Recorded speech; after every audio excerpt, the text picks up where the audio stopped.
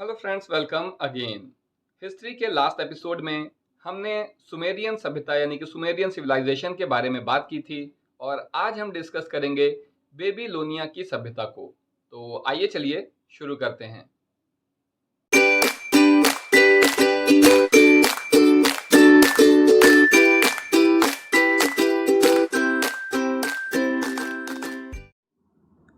दोस्तों, अगर आपने लास्ट वीडियो देखा है तो आप जानते हैं कि सुमेरिया, बेबीलोनियन और असीरियन सभ्यता को सम्मिलित रूप से मेसोपोटामिया की सभ्यता कहते हैं। और मेसोपोटामिया का मतलब है दो नदियों के मध्य की जगह, दो नदियों के बीच की जगह। और ये दो नदियां हैं दजला और फरात, जो कि आज का आधुनिक इराक जहाँ पर है वो जगह है। तो पिछले एपिसोड में हम लोगों ने सुमेरियन सभ्यता के बारे में बात कर ही ली है और उसके बाद यहाँ जो सभ्यता विकसित हुई थी वो थी बेबीलोनियन सभ्यता। जो आप देख रहे हैं यहाँ रेड कलर के सर्कल के बीच वाला जो हिस्सा है, यहाँ पर बेबीलोनिया की सभ्यता विकसित हुई थी, जो पुराने सुमेरियन सभ्यता से थोड़ा और ऊपर की ओर है, थोड़ा और उत्तर की ओर है। तो आइए चलिए अब इसको डिस्कस करना शुरू कर दिया जाए। तो सुमेरिया की सभ्यता के बाद बेबीलोनिया की सभ्यता का जन्म हुआ। इस सभ्यता का क्षेत्र भी वही क्षेत्र था जहाँ पर सुमेरिया की सभ्यता का जन्म हुआ था। बेबीलोनिया की सभ्यता के निर्माता सेमेटिक जाति के लोग थे। आपने लास्ट वीडियो में देखा था कि सेमेटिक जाति के लोगों ने यहाँ पर हमला किया था सुमेरिया को और पूरी तरह से जीत लिया था। तो बेबीलोनियन सभ्यता के जो निर्माता थे वो सेमेटिक जाति के लोग थे, जो सुमेरिया के आसपास के क्षेत्रों अथवा अरब के रेगिस्तानी क्षेत्रों में खाना बदोशी का जीवन यापन करते थे। अपनी घुमक्कड़ प्रवृत्ति के कारण ये कालांतर में दजला फरात घाटी में पहुंचे। 2750 ईसा पूर्व में इस जाति के एक कबीले ने सुमेरिया पर आक्रमण कर शुक्रिया के कुछ प्रदेशों पर अपना आधिपत्य स्थापित कर लिया। धीरे धीरे इस कबीले ने अपनी शक्ति बढ़ाकर अक्काद नामक छोटा सा राज्य स्थापित कर लिया। इस कबीले के शक्तिशाली शासक सारगोन प्रथम ने 2500 ईसा पूर्व तक संपूर्ण मेसोपोटामिया पर अधिकार कर लिया। इसी महान शासक ने बेबीलोन नामक नगर की स्थापना की और इसे अपनी राजधानी बनाया। इसी नगर के नाम पर यह सभ्यता बेबीलोनिया की सभ्यता के नाम से प्रसिद्ध हुई। तो ये है सभ्यता का जो है मोटा मोटा इतिहास कि क्यों इसे बेबीलोनिया की सभ्यता कहा जाता है। अब हम इसके सामाजिक जीवन के बारे में बात कर लेते हैं। सुमेरिया की सभ्यता की भांति बेबीलोनिया की सभ्यता भी 3 वर्गों में विभाजित थी: उच्च वर्ग, मध्यम वर्ग और निम्न वर्ग। जैसा कि लगभग सभी सोसाइटी में होता है, हमारा आधुनिक भारत भी इसी तरह का है कि यहाँ पर भी उच्च वर्ग, मध्यम वर्ग और निम्न वर्ग है। तो उच्च वर्ग के लोगों में पुरोहित तथा समाज के संपन्न व्यक्ति आते थे, जबकि मध्यम वर्ग के लोगों में व्यापारियों एवं किसानों को रखा गया था। निम्न वर्ग में दास वर्ग के लोग आते थे। अब हम यहाँ की शासन व्यवस्था देख लेते हैं। बेबीलोनिया में राजतंत्रीय शासन प्रणाली लागू थी। लोग राजा की ईश्वर के प्रतिनिधि के रूप में उसको मानते थे, उसका सम्मान करते थे और राज्य की सर्वोच्च शक्ति राजा में निहित होती थी। उसका आदेश अंतिम होता था। राजा को शासन संचालन के लिए पुरोहित एवं सामंत वर्ग के सदस्य परामर्श देते थे, किंतु राजा वास्तव में स्वेच्छाचारी होता था, यानी वो जो चाहता था वही करता था। इन लोगों की बात माने या ना माने ये उसकी मर्जी पर निर्भर करता था। शासन की सुविधा के लिए राज्य को प्रांतों में विभक्त किया गया था और प्रत्येक प्रांत की देखभाल के लिए राजा प्रांतपति एवं अन्य अधिकारियों की नियुक्ति करता था। ये प्रांतपति एवं अधिकारी पूर्णतया राजा की आज्ञा का पालन करते थे। तो आप देखिए ये सिस्टम वैसा ही है जैसा आज हमारे भारत में हर शहर में एक डिस्ट्रिक्ट मजिस्ट्रेट यानी कि डीएम होता है और जो भी सरकार में बैठा है उसकी आज्ञा का पालन करता है, सरकार का प्रतिनिधि होता है वो शहर में।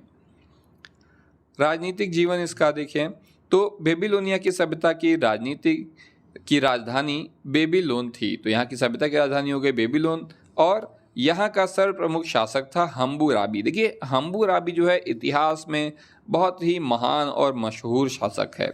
हम्बुराबी ने बेबीलोन में 2123 ईसा पूर्व से 2080 ईसा पूर्व तक शासन किया था।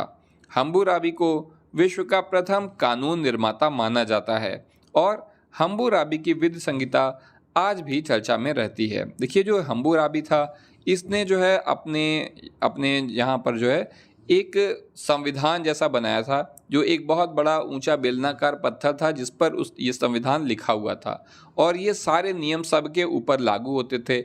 इन्हीं नियमों के आधार पर जो है न्यायिक व्यवस्था चलती थी। तो ये वैसा ही है जैसे आज हमारा भारत का संविधान है, तो ऐसी ही एक न्यायिक व्यवस्था इसने बनाई थी, और पहला संविधान निर्माता हम्बुराबी को माना जाता है। इसीलिए दुनिया में आज तक इसका बहुत ही सम्मान है। अब हम इसके आर्थिक जीवन को देख लेते हैं। सुमेरिया की सभ्यता की ही तरह बेबीलोनिया की सभ्यता के लोगों का प्रमुख व्यवसाय कृषि था। इस सभ्यता की भूमि बहुत उपजाऊ थी। अनाज, खजूर, जैतून और अंगूर यहाँ की मुख्य उपज थी। कृषि के साथ साथ लोग पशुपालन भी करते थे। गाय, भेड़, ऊंट और बकरी इनके प्रमुख पालतू पशु थे। बेबीलोन के लोग व्यापार भी करते थे। उद्योग भी विकसित अवस्था में थे। वस्त्र निर्माण, मिट्टी एवं कांसे के बर्तनों का निर्माण, विभिन्न प्रकार के आभूषणों का निर्माण यहाँ के कारीगर बड़ी कुशलता के साथ करते थे। बेबीलोनिया के व्यापारी भारत से इमारती लकड़ी, मूल्यवान पत्थर, ईरान से टिन, एलम से चांदी व मिस्र से सोना आदि आयात करते थे एवं मिट्टी व धातु के बर्तन, औजार, चमड़े का सामान आदि विदेशों को निर्यात करते थे। प्रारंभ में यहाँ वस्तु विनिमय व्यापार का माध्यम था। वस्तु विनिमय मतलब कोई यहाँ की मुद्रा वगैरह नहीं थी, बल्कि एक सामान किसी से लेते थे और उसके बदले में कोई दूसरा सामान उन्हें दे देते थे। तो इसी व्यवस्था को कहा जाता है वस्तु विनिमय। तो प्रारंभ में यहाँ पे वस्तु विनिमय से व्यापार होता था, किंतु कालांतर में सोना और चांदी विनिमय के माध्यम बन गए। व्यापार, बैंकिंग तथा उद्योगों का संचालन राजकीय नियमों के द्वारा किया जाता था। उनका व्यापार पश्चिमी एशिया तथा भारत से होता था। अब हम यहाँ के धार्मिक जीवन को देख लेते हैं। बेबीलोनिया के सामाजिक जीवन में धर्म का प्रमुख स्थान था। यहाँ के नागरिक बहुदेववादी थे। सूर्य, नन्नार, अनु, ईस्टर और मालदुक इनके प्रमुख आराध्य देव थे।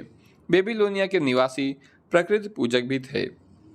वे जल, वायु और पृथ्वी की भी पूजा करते थे। मालदुक देवता का एक विशाल मंदिर बेबीलोन नगर में प्राप्त हुआ है, जिसमें हम्बुराबी की विधि संहिता का अंकन प्राप्त हुआ है। यानी ये जो मैंने आपको बताया ना कि एक बड़े से बेलनाकार पत्थर पर जो है इन्होंने अपना पूरा संविधान लिखा हुआ था, तो यही है हम्बुराबी की विधि संहिता, जो कि मिली थी बेबीलोन में। ये जो मालदुक देवता का मंदिर है वहाँ पर। बेबीलोन के लोग प्राकृतिक प्रकोपों द्वारा विनाश के भय से देवी देवताओं के साथ साथ भूत प्रेतों की भी उपासना करते थे। तो इन लोग भूत से बहुत डरते थे और पुरोहितों को समाज में विशेष स्थान प्राप्त था। वे पूजा पाठ, जादू टोना आदि के द्वारा भूत प्रेतों से लोगों की रक्षा करते थे। कुछ पुरोहित ज्योतिषी का कार्य करते थे। बेबीलोन के निवासी परलोकवाद एवं पुनर्जन्म में विश्वास करते थे। अब हम यहाँ की कला के बारे में बात कर लेते हैं। तो बेबीलोन की सभ्यता में इमारतों का विकास हुआ और इस सभ्यता के निवासी इमारतों के बड़े ही कुशल निर्माता थे। इस सभ्यता के निवासियों ने कई नगरों को बसाया और नगर के चारों ओर दीवारें भी बनवाई। इस सभ्यता में बांध भी बनाए गए थे, जिनसे कृषि कार्य को सुनियोजित तरीके से चलाया जा सके। इस काल में मूर्तियों को भी बनाया गया। इसके अतिरिक्त इस सभ्यता में मंदिरों में चित्रकला देखने को भी मिलती है। अब यहाँ के साहित्य भी विकसित था, तो हमें साहित्य के बारे में भी बात करना बहुत ज़रूरी है बेबीलोन सभ्यता के। तो बेबीलोनियन साहित्य धार्मिक था। इस समय का साहित्यकार भी धार्मिक हुआ करते थे। उपदेश, कहानियाँ, कविताएं एवं महाकाव्य लिखने में विशेष रुचि ये साहित्यकार रखते थे। गिलगमेश महाकाव्य इस समय का सर्वाधिक प्रसिद्ध महाकाव्य था। अच्छा, अगर आप इंग्लिश लिटरेचर के स्टूडेंट हैं तो आपने, अगर आप ग्रेजुएशन कंप्लीट करते करते आप ज़रूर ही जो है गिलगमेश के बारे में सुनेंगे। जब आप बल्कि ये तो फर्स्ट ईयर में ही आता है कि जब आप एपिक के बारे में पढ़ते हैं तो दुनिया का पहला अब एपिक किसे माना जाता है? गिलगमेश को माना जाता है। तो यही, और ये कहाँ पर लिखा गया था? बेबीलोनिया में लिखा गया था। तो जब आप एपिक पढ़िएगा तो याद रखिएगा कि पहला एपिक था गिलगमेश, जिसे बेबीलोनिया में लिखा गया था। यही यहाँ पर बताया जा रहा है कि गिलगमेश महाकाव्य इस समय का सर्वाधिक प्रसिद्ध महाकाव्य था। युद्ध के वर्णन, साहसिक कार्य, मित्रता, रति प्रसंग यानी कि प्रेम प्रसंग आदि इस महाकाव्य के प्रमुख वर्ण विषय थे। तो यहाँ पर बात एक गिलगमेश की ही हो रही है और बैरिसस इस काल का प्रसिद्ध इतिहासकार था। उसने 280 ईसा पूर्व में बेबीलोन के इतिहास को लिपिबद्ध किया था। भाग्य लेखन, एटन गडरियो की कथा, अमद मछुए की कहानी, मानव के आकाश में उड़ने की सबसे बड़ी कहानी इस काल की प्रमुख कहानियाँ थीं। अब हम इनकी लिपि के बारे में बात कर लेते हैं। ये लिपि भी काफ़ी आधुनिक थी अपने ज़माने के हिसाब से।